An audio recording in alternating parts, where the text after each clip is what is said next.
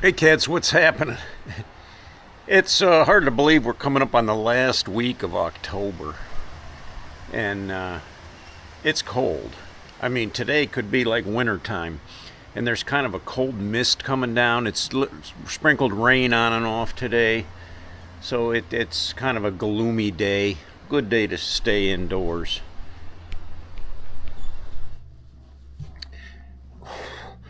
It is nice and cozy in here, though, so come on, have a seat and join me for a little while. I've been having to start a fire in the old wood burner every morning now because it's been like, oh, in the house it's probably like around 60, but that's kind of chilly. Outside, though, in the mornings it's been in the 40s and a couple times in the upper 30s. So the weather's turning. Some of my riding buddies have already thrown in the towel for the season and said, "Nah, we're done riding this year. It's over with. Putting the bike up in storage." Um, I'm fortunate that I don't have to do that, but some people don't have a garage or somewhere to keep their motorcycles, so they have to pay for a storage facility. Some of the dealerships do overwinter storage and such, but there's a fee with that. Anyway, I haven't really hung mine up yet because even though the weather's cold and crappy today, we can still have some pretty nice days, and it's nice to be able to ride in the autumn when the leaves are turning. I took a walk around the property the other day and was able to capture this picture behind the pond. It was just kind of a surprise. I didn't expect it to be that beautiful, but as I came around the corner of the cattails back there, and I saw this, and I thought, wow, that is beautiful. I got to take a picture. So the colors are starting to come out here in Ohio, and the leaves are dropping really like crazy now. So it won't be long and winter will be upon us, which I am not happy about. Anyway, the Thanksgiving holiday is right around the corner too, coming up here towards the end of November. So with that, I decided to entertain here again. I've invited my neighbors. Now, they like to always have a Thanksgiving gathering, but they don't really have the facility like I do. I have a little more room here, an open space for a crowd. So, we might have up to like 15 people here, and it's a comfortable area to host that many people. Anyway, I like to get my Thanksgiving stuff purchased ahead of time so that I don't have to go out at the last minute and try to find things. Like I went out the other day and I already bought my turkey because I wanted a big turkey. And sometimes when you go to find your frozen turkey, you might not be able to find what you want. You'll have to get what's left. So I went to the grocery. I found a 20-pounder. I went ahead and took that, and it wouldn't even fit in my freezer unless I removed the drawer out of the bottom, and then I could slide it in there, where the drawer was. So anyway, it's in the freezer, ready for Thanksgiving, which will be, a month away, but I'm ready for that. And I also bought some of the other stuff that I would need. A couple years ago, I waited too long and I went out there and I don't know, you ever do the green bean casserole? Yeah, with the green beans and it's got cream of mushroom soup in it, and then it's sprinkled with the French fried onion rings on top. There were no onion rings to be found because I waited too long. And, at Thanksgiving, everybody makes, the green bean casserole with the onion rings on top. So, it's a hot commodity. So I made sure I got those ahead of time too. And then the other things that I can do ahead of time, so I don't have to worry at the last minute. I still have some other things to pick up because that bill gets pretty steep when you start putting it all together. But I want, to have the traditional full Thanksgiving meal here with all the sides, the turkey, the mashed potatoes and gravy, the stuffing, all of that stuff. So I'm looking forward to it, and I think it'll be a fun time. And so we're going to do that, I think, the week before Thanksgiving proper. And then that week, the following week after I have my Thanksgiving dinner here, my stepdaughter and her husband and their son are coming out and spending a few days out here with me. So that's a good thing. It's nice to have family around for the holidays because without family, man, things can get kind of depressing. And it's nice to have people around that you love and people that care. And it's just, it makes the holiday a little more pleasant. I've said this before, but, being here all by myself can get a little taxing sometimes. There's pros and cons to being single and adverse to having a partner, okay? And I'm not saying that I don't like being single. I kind of enjoy the freedom that I have, and I do have lots of freedom. I can, pretty much do whatever I want whenever I want, and I don't have to answer to anybody for it. Make my own decisions, When I was married, it was always a joint decision on almost everything. So, and that's the way it should be. And I'm not saying that was bad either, because it's nice having a partner, having somebody to hold your hand, somebody to enjoy life with, enjoy the better moments. So it's like a give and take either way. There's pros and cons to either side of it. But being here single, if I just sat around here all day by myself, if I didn't go out and ride with other people on the bike, if I didn't go out to dinner with other people, if I didn't engage, other opportunities with social interaction, I would have a very hard time. I really appreciate the friendship I have, the different friends I have, and the camaraderie. I've just been able to do stuff with people rather than just be stuck here by myself all the time. As a matter of fact, even today, this afternoon, my next door neighbor is she's having a surprise birthday party for her husband, and she asked me if I would come over and just hang out for a little bit and have some cake and ice cream with them. Not on my diet, but I certainly will not turn down cake and ice cream. No way. Sounds like a good deal to me. Anyway, days like today can be really tough on me. The weather outside is not nice. The only thing I could do is get in my vehicle and drive somewhere. Maybe, go to a store or take myself out to dinner or something like that. But I'm not going to do that. It can, to me, sometimes it's just kind of a waste of money, when I can cook here at home. But I go stir crazy. I have to have stuff to keep me busy. And that means a lot. That keeps my sanity. When I sit here in this chair for too long, I begin to feel guilty, like I need to get up and do something. I need to find something to do. I'm not that guy that can just sit around all day and do nothing.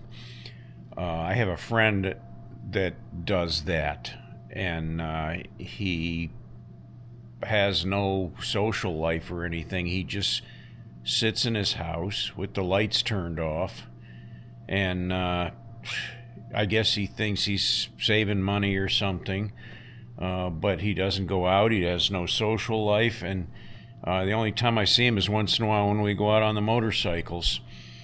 So, anyway, he stays in my prayers. I don't know what's going on there or why, but, everybody's different, each to their own.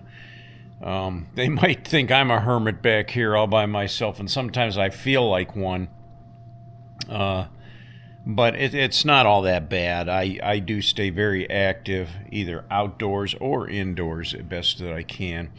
Housework is my least favorite thing to do, but I keep the house neat and clean, picked up.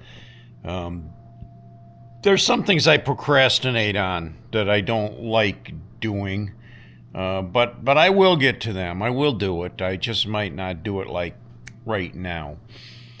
When I had a wife, there was a routine, an everyday routine. We got up in the morning and we came down and she made the coffee, and we would sit here in our chairs and sip coffee and chit chat and have our devotion or whatever, and then we would start our day. And when it was time, I'm usually the lazy one that would want to sit here and keep playing with my phone, and she'd say, all right, well, let's get going, which was the cue for me to get up and get moving. And then there was a kind of a running list of responsibilities that I knew were mine, that happened every day pretty much. And back then we had quite a few cats in the house. So she would always offer I'll take care of the cats. I'll go down, she says, I'll go scoop the litter boxes and I'll clean the cat dishes and stuff if you'll run the vacuum cleaner upstairs and downstairs. Gee, sounds like a deal. But really, I didn't mind. So I did the vacuuming, and there was other things that were expected to be done every day to keep the house in tip-top shape. And on Saturdays was a full-blown 4-hour work morning. That meant scrubbing toilets, tubs, wiping up floors, the whole kit and caboodle. And that was done every weekend, every Saturday morning. Went through that whole process. So do I do that anymore? No, I don't stick to that schedule. I lead more of a free life, like whatever I feel like when I feel like doing it. And I will do it when I feel like doing it, you know what I mean? Like, I might not do it today, but okay, well, I'll do it tomorrow. And that's kind of how that works. And it works out just fine. I get the same results anyway.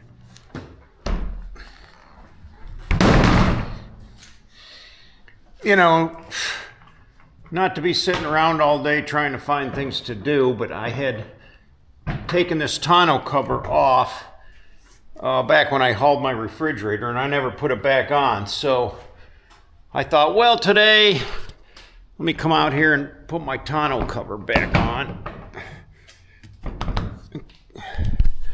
So that's done.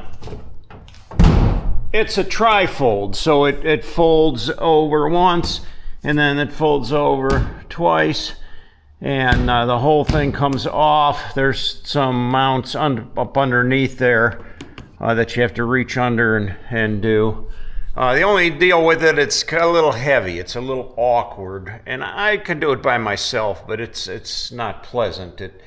And I have to be careful. I don't want to scratch up my truck either, putting it on and off. But it's done. It's on there now. And as far as I know, I don't have any plans to haul anything with it. So that's done. It's not exactly warm out here in the garage, but it's better than being outside where it's blustery and cold and rainy. At least I can piddle around in here. Clean the bugs off of the front of my bike here from the other day when I was out riding. Every time I go out, I get bug splatters. And I know it annoys me. I wish there was no bugs, but, if you're going to ride, you get bug splatters. It just comes with the territory.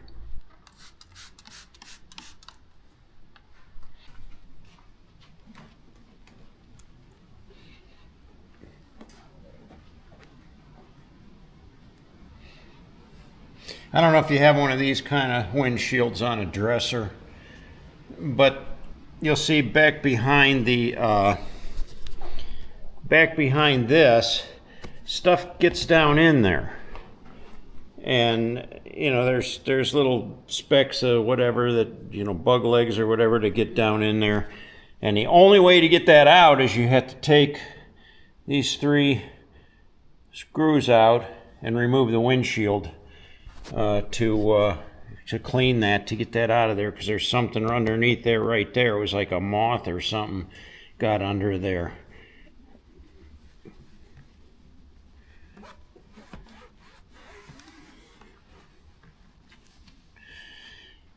Well, the windshield's clean. I'll have to use something else on this. There's bug sticky all over this part too, so I'll stay busy cleaning that up.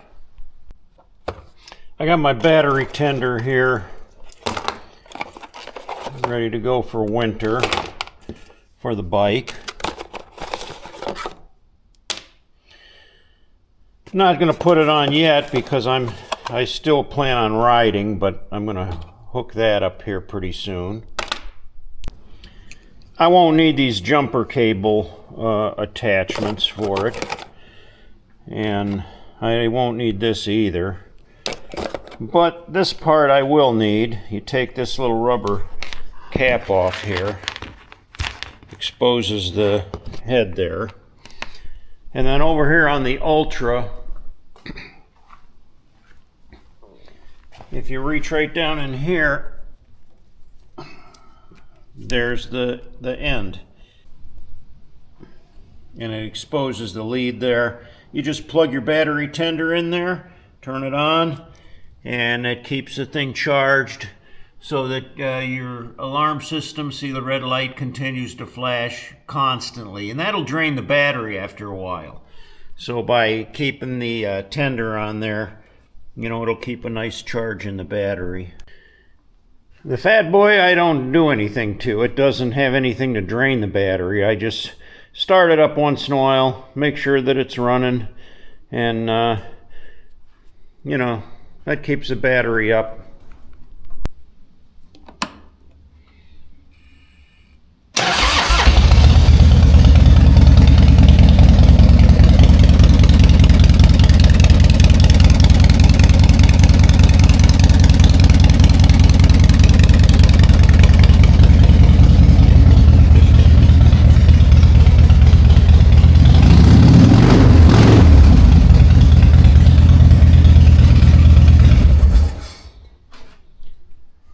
So yeah, it's ready to roll, and I do ride it. Not as much as I've been on this thing, but I will take that out once in a while, just to blow the dust off of it, you know.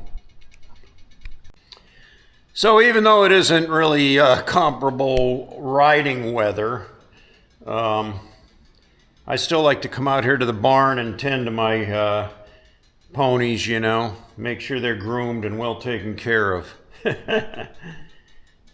I went to the store the other day, and I had kind of put it out of my mind, but I still have to winterize the camper, so they had this on sale. So I ended up buying the RV and marine antifreeze, and I got to pump that into the travel trailer out there.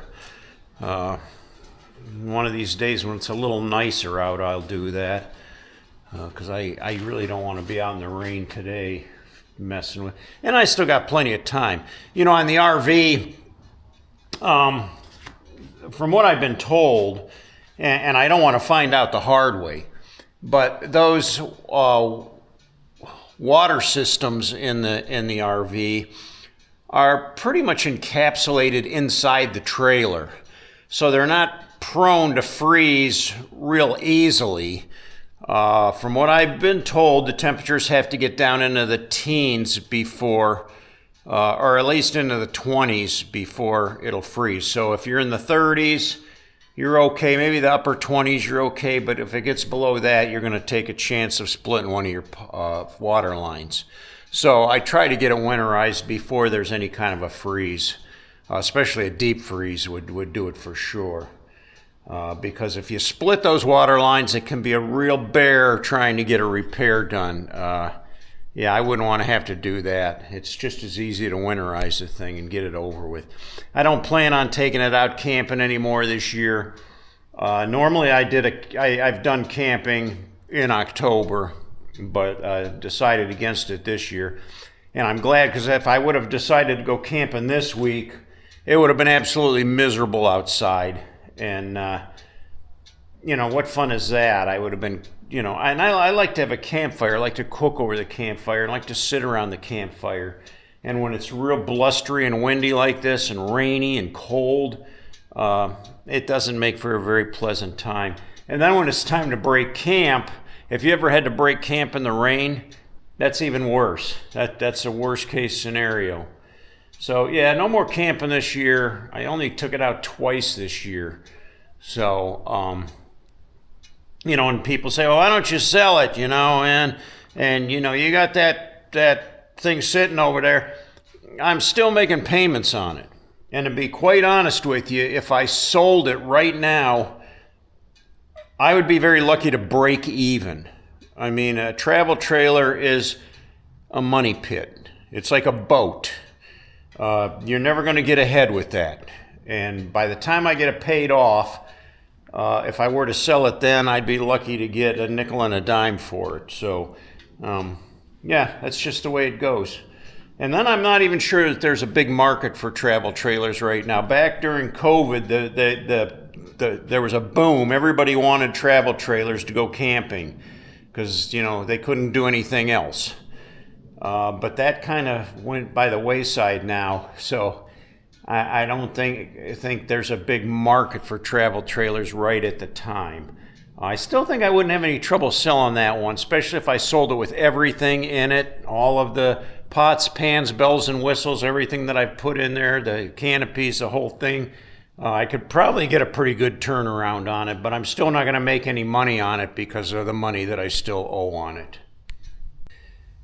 Well, cats, I'm going to put the camera down and I'm going to get some of the dust off of my bikes, wipe some of the fingerprints off here and stuff, that little smudges and whatnot that are on there from, just being out and about. So I'm going to spend a little time doing that. I'm going to let you guys go. Thanks for watching. Thanks for your support. Thanks for hanging out with me, even when the days are pretty drab and there's not a whole lot going on. I appreciate you guys, and I'm keeping you guys in my prayers. I know a lot of you guys are needing prayer, as well as myself. I can always use a nice prayer. Well, cats, I'll catch you guys later.